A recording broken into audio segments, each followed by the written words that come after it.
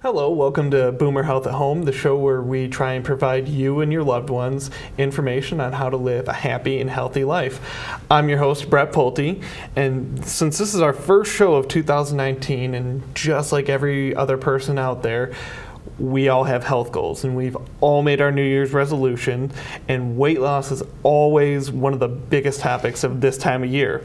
So joining us today to help us better understand a proper way to lose weight is Director of Nursing for AmeriStaff Nursing Services, Suzanne Upward. Good morning. Hello, thank you for joining us. You're welcome. Now, I know you've been with us a few times before, but can you give us, a brief overview of your credentials? Sure, I'm a registered nurse and I'm the Director of Nursing for AmeriStaff.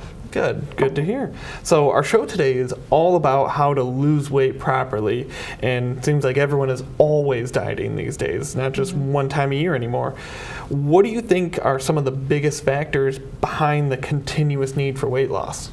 Well, a lot of it is social media. Everywhere you look, they're touting thin, trim, men and women, when really it should be strong. We should be working more on our strength. But I think social media drives it. Look, you're in the grocery store, you see a magazine and there's another new diet out on the market, or another new exercise technique, or there's a woman in a leotard exercising. Yeah, where it always seems like everyone's getting blasted with these weight loss things, and it's always one tiny little girl in a bikini running around the beach. Exactly, when that is not the truth. Yeah, there's a lot of us, myself included, that don't need to be seen in a bikini. Me too. So, there've been studies going on about the difference in the way that men and women lose weight. What are some of the differences? Well, a lot of it is metabolic, metabolism, and for whatever reason, we women tend to carry our weight in our hips, and it takes us longer to drop the pounds, where you guys can go without eating for one day and drop 5 pounds, and we go without eating for one day and we gain a pound. Yeah. Water weight. Yeah. So a lot of it is metabolism. Okay. And is that something that men just naturally have a higher metabolism? It's also hormone too. Okay. Men have testosterone, women have estrogen. As we get older, our estrogen levels drop, making it even harder. Yeah. Women carry their weight in their hips and their thighs and their lower abdomen. Men carry their weight in their upper tummies. Yep. Yeah. Just body makeup. It's the beer gut. A Dunlop. Yeah. So, it seems like you've been saying that, everyone carries the weight differently. Is there a reason behind that? Well, just our physical makeup. Okay. Women, our hips, we carry it in our hips, and that's where we birth our babies, right? We carry our babies. That is a new daddy. Exactly. Your wife's hips probably got a little wider, much to her chagrin. Yeah. And your tummy probably got a little bit bigger, much to your chagrin, because you were joining. Weight. That's right. That's exactly right. Yeah. So as you just mentioned, my wife and I recently had a baby, and it's a process that did add weight to both of us. Happy weight. Yes, and it's a little tougher now, with a child and a third person in our home and a whole new life, to get out there and exercise. But it seems, recently we have started eating better, and that I'm starting to fit into my jackets a little better again, and my wife isn't seeing the results as fast. Right. Why would that be? Again, hormones. She just had a baby. Her hormones are pretty much still out of whack. Yeah. And it's going to take some time. And she's got the added stress of caring for a newborn. And now she's considering going back to work. So you add that stress to it. And those stress hormones come out. They're called cortisol. Okay. And stress hormones go into full gear, and you have a more difficult time losing weight. Gotcha. So stress basically packs on the weight. It does. Okay. Well, you're a stress eater. Yeah. Well, some of us are stress eaters. Some of us don't eat when we're under stress. Stress causes a lot of things. And it activates that stress hormone, cortisol. Yeah. Good. So, I've heard of that there's different types of food that we can eat that give us different body results. What types of food are related to different body results, like big muscle mass or protein. leanness? You want more protein if you want something like that. But it's all about moderation, including your fruits and vegetables, and also about reminding yourself that you don't need to eat that whole plate, and you don't need to go back for seconds. And perhaps you could go back for seconds for some roasted vegetables, but not for a second piece of cheesecake. Yeah, grab yourself some extra carrots or That's green right. beans. Some almonds and and things like have a cup of tea and a handful of almonds and call that your snack. Oh, there you go. Not the 6 nut clusters I just ate, that kind of thing. Yeah. So, and on that vein, we always hear eat less, move more. But It's true. But does that always work? I think 99% of the time it does. Everything is in with moderation, but you really have to decrease the calories, increase the movement to lose weight and for it to stay off. Okay, good. So how big of a role does our metabolism play? I think significant. Okay. And studies have proven that. And again, you throw in the thyroid. If you've got a thyroid issue and it's not being monitored, that can delay the weight loss. It can pack on pounds. Yeah. Stress with the cortisol, that adds belly fat. When you're under a really stressful time in your life, and having a newborn is a stressful time in your life. Preparing for that. Yes. And then now he's here and you've got to figure that out. So I think if we took a little more time for ourselves and weren't so hard on ourselves. Women lose an average of 1 to 2 pounds a week, where men can average 3 to 4 pounds a week, which doesn't seem fair in this world, but it's the way, it's the reality of it. And again, hormonal driven. Okay, good. So it seems like that your metabolism is, the higher metabolism, the better you're going to lose. That's true. So what are some tips that we can have that would help us increase our metabolism? Movement. Just keep moving. Go for a walk at lunch. Okay. Instead of parking at the end of the driveway to get your mail, put the car in the garage, walk down the driveway, get your mail. They recommend a minimum of 10 minutes of good movement a day. Okay. So a nice brisk walk. We're expecting snow this weekend, so people are going to have difficulty getting out, but these last few days have been beautiful. Take advantage of the sunshine, go for a walk. You'll feel a whole lot better. Yeah, You'll burn some calories. Exactly. Strengthen your legs. Yeah, and it seems like each year there's a new diet craze. We see everything. What diet program actually works? Well, I think all of them have some benefit. There's a keto diet and the paleo diet and the gluten-free diet and the Weight Watchers and South Beach and all that. And again, I think it's recommending, recently I read an article where they're recommending more of the Mediterranean diet, which is lean meats, more vegetables, more fruits, less carbs, good fats like avocados, and then your portion, it's all about portion control. Yeah.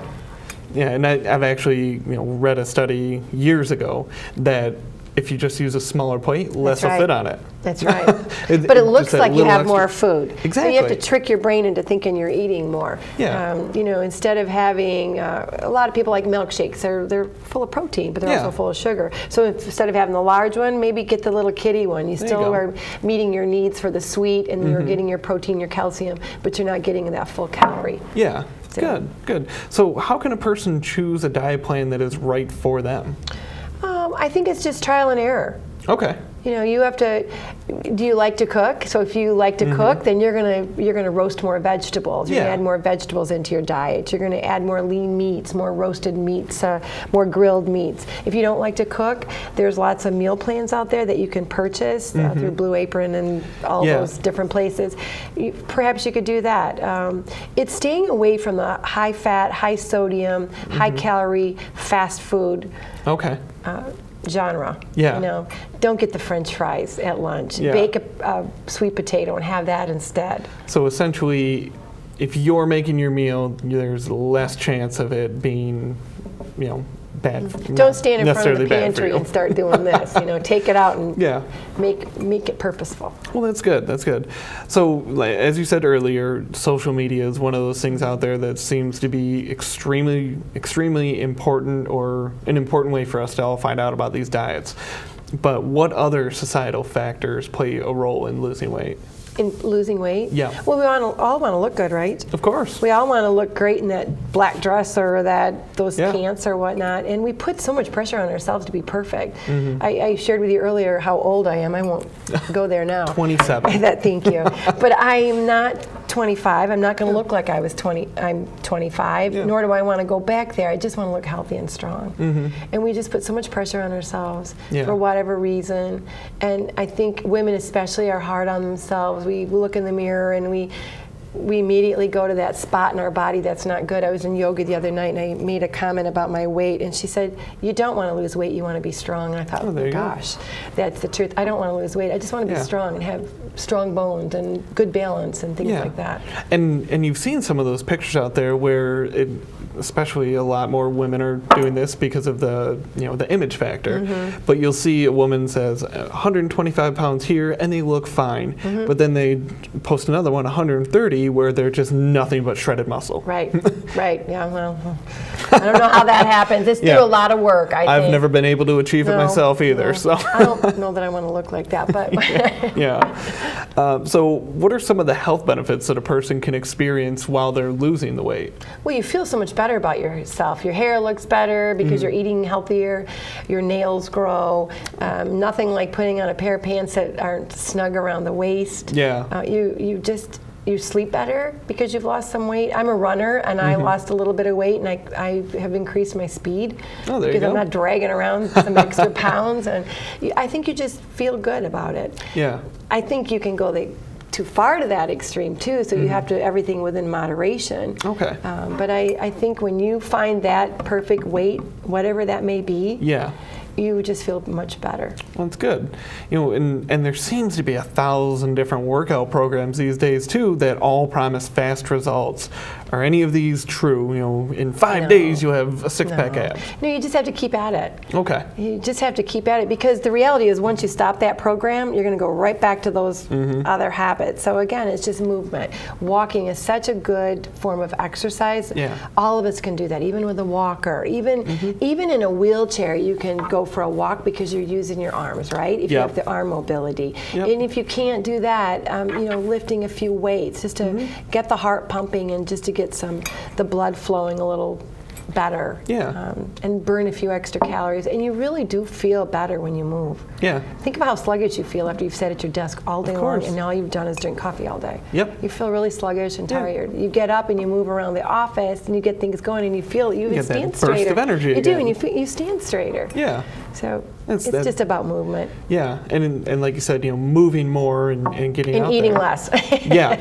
And there's making products, better choices. Well, of course, you got to make good choices. That's but there are products out there now, especially I see you're wearing a smartwatch here. Yes, my Fitbit. I keep track of all my steps. And if you sit for too long, it'll tell you it get up and move. It reminds me, and you'll see me in the office that I'm getting my steps because I walk by your office and I say, Brett, I'm just getting my steps. So you set a goal. And for me, it's 10,000 steps. And I try very hard to get those steps in. I'm not always successful because life gets in the way. You've got meetings, you've got after work events and whatnot. But it forces me to pay attention to my activity and moving. And it's really important for me because as I'm aging, I want to stay healthy because my goal is to live to be 104. And in order to do that, I know, that's what my children say. But in order to do that, you've got to stay active, right? Exactly. So with this topic of proper weight loss, what's the best advice you can give someone to make a real impact on their health and losing weight? Moderation, making good choices. I love sweets, as I've shared with you, and you've witnessed the sweets I eat. So instead of eating 6 nut clusters, maybe I just have 1. There you go. And adding more fruits and vegetables, and just paying really close attention. We're not perfect, and so we're gonna fall off the wagon, so to speak, and be at a party and eat too much sweet, too many sweets, or have too many glasses of wine or whatnot. But it's moderation and just paying attention and being kinder to ourselves and not beating ourselves up because I slipped today. Exactly. Tomorrow's a new day. Hey, there you go. Tomorrow's always a new day. That's right. That's a good motto. So, unfortunately, we're out of time, but I want to thank you again for being here. You're always one of our best guests and give us great information every time you're here. And you at home, if you have any more questions on this topic or you want to suggest a new topic to us, give us a call at 248-288-2270 or write us an email at boomerhealth@americaremedical.com. Have a great day.